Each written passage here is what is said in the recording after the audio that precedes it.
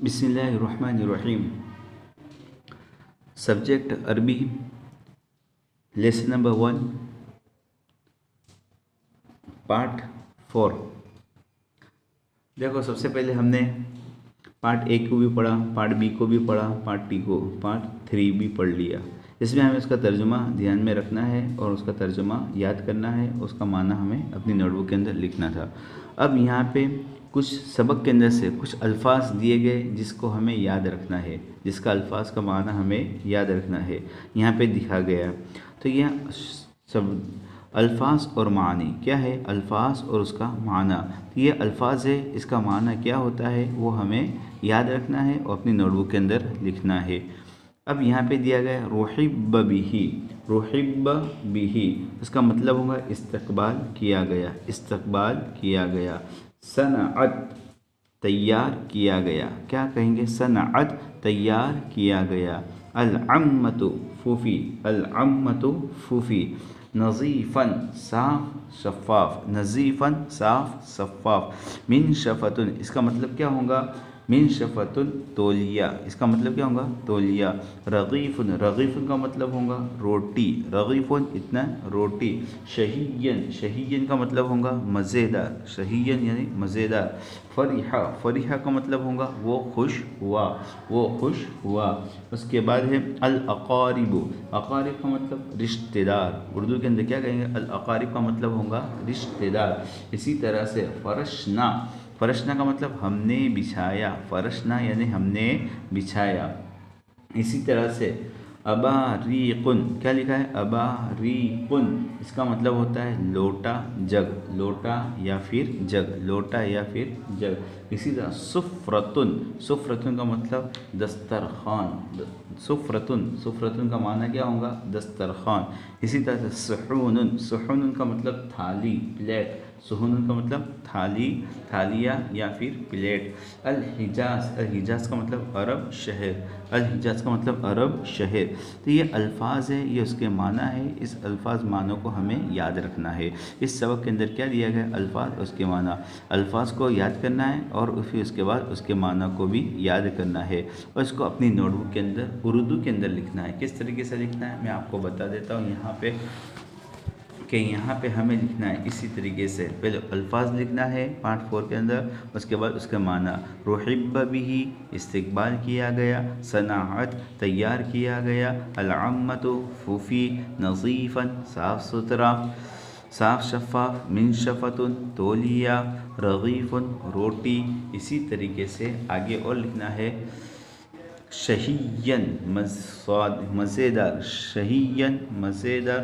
فرحہ وہ خوش ہوا، الاقارب رشتہ دار، فرشنا ہم نے بچھایا، الابارک لوٹا جگ، سفرتن دسترخوان، صحون تھالیہ پلیٹ، الحجاز عرب شہر۔ تو یہ اپنوں کو اپنے نوٹ بک کے اندر اس طریقے سے الفاظ اور معنی لکھنا ہے۔ لیسن سبق نمبر 1 کے اندر، پارٹ 4 کے اندر۔ اس کے ساتھ ہمیں ایک مختصر سی دعا یاد کرنی ہے۔ کیا دعا ہے، اس سے پہلے ہم نے ایک دعا پڑھی تھی کھانے سے کے بعد کی دعا۔ اب یہاں پہ ہمیں کیا کرنی ہے، کھانے سے پہلے کی، کھانے کی دعوت کھانے کے بعد کی دعا پڑھنی ہے۔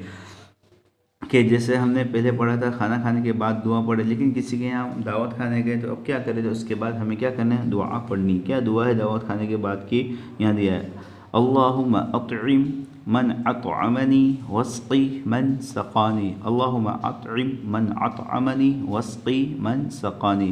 یہ 3 جملے ہیں عربی کے، ہمیں یہ یاد کرنا ہے اور جہاں کہیں بھی دعوت کھانے جائے، کھانے کے بعد ہمیں یہ دعا کو پڑھنی ہے۔ اس کا ترجمہ بہت ہی آسان ہے، اے اللہ تو اسے کھلا جس نے مجھے کھلایا اور تو اسے پلا جس نے مجھے پلایا۔ ترجمہ یاد کرنے کی ضرورت نہیں ہے، لیکن ہمیں دعا یاد کرنی ہے، تو بہت ہی آسان دعا ہے، اس کو یاد کرنا ہے اور دعوت کھانے کے بعد اس دعا کو پڑھنا ہے۔ اس کے ساتھ ہی ہمیں ایک چھوٹی سی حدیث بھی یاد کرنی ہے۔ हदीस नंबर 3। इससे पहले के सबक में हमने 2 हदीसें पढ़ ली है, अब हदीस नंबर 3 पढ़ना है। क्या हदीस नंबर 3? मन गश्शना फलैस मिन्ना, मन गश्शना फलैस मिन्ना।